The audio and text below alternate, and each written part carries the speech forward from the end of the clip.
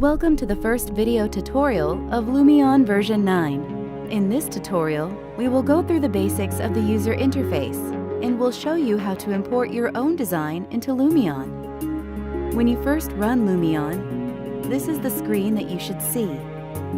At the top, there is a button to allow you to change the language. Below that, there is a section with 3 tabs. The first one you use to start a new project with one of the templates. The second one shows you some examples. The third one is to load a scene that you previously created. Below, there is a section News and Learning, with 3 buttons that will bring you to different pages of the Lumion website. At the bottom, there's the results of the benchmark that was run when you first installed Lumion. Clicking on it will bring you more detailed results. If each of these 4 bars shows at least one green line, your hardware is suitable to run Lumion.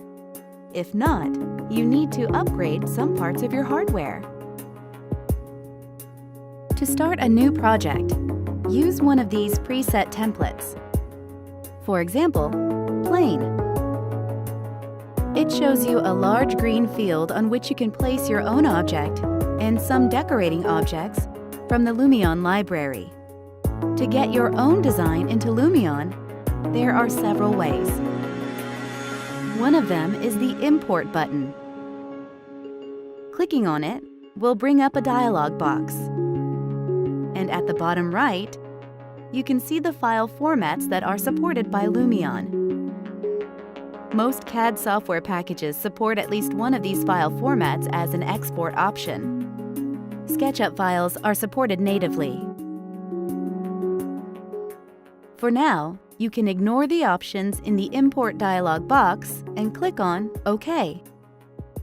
After a couple of seconds, the object will appear in the scene and it's connected to the mouse cursor.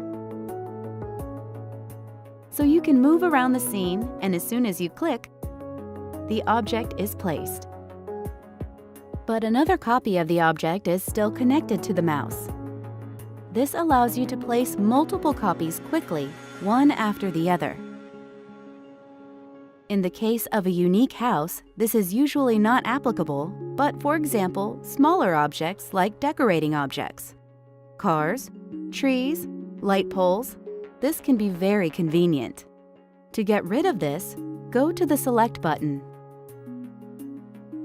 Now you can click on each of these copies and either move them around or, for example, delete them. To delete an object, go to the Delete button, and then you can click on the little red dot that's connected to the house or the object that you selected.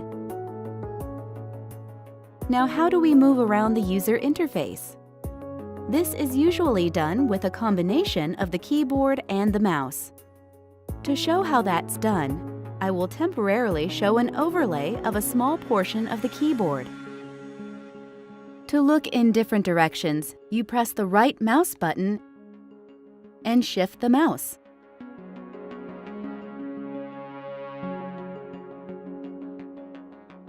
To move around, you use the left part of your keyboard. The Q key will move you up. The W key will move you forward. The E key will move you down. The A key left, S backwards, D key right. So with the combination of these keys and the mouse, you can move all over your scene in a very convenient way. To orbit around your object, you can press the O key on the keyboard. Press the right mouse button again and shift the mouse. So the viewpoint will now orbit around the center of the screen, indicated with the 2 white brackets. The scroll wheel will allow you to move backwards and forwards. Another way to get your model into Lumion is using Live Sync. This is a plugin in some of the most popular CAD packages that allows you to synchronize your object from your CAD software to Lumion in a very convenient way. I will demonstrate this using SketchUp. To use LiveSync, it's most convenient to have two monitors connected to your PC. The left one, for example, is your CAD software, the right one with Lumion. For the sake of this tutorial, I'll just use one monitor and split the screen in two. To use LiveSync, you first need to install the plugin for SketchUp. You will find this in the extension warehouse. Search for Lumion and click on Lumion LiveSync for SketchUp plugin. Now in my case, it was already installed, so there's only an uninstall option available. If you haven't installed it yet, this should show the Install button. Once you've installed it, it's available either from here, from the extensions, or go to View Toolbars and click on Lumion LiveSync. You can dock it, for example, on the side, so it's always available. Clicking on this Start LiveSync button will bring up your model into Lumion. A very convenient way of working is to click this Start Camera button. It synchronizes the camera between SketchUp and Lumion. For example, orbiting in SketchUp, an orbit view will follow in Lumion. Scrolling out will do the same. The convenience of LiveSync is that when you make changes to your model or hide certain parts, they will be changed or hidden also automatically in Lumion. For example, we switch off the roof, and the roof will also be hidden in Lumion.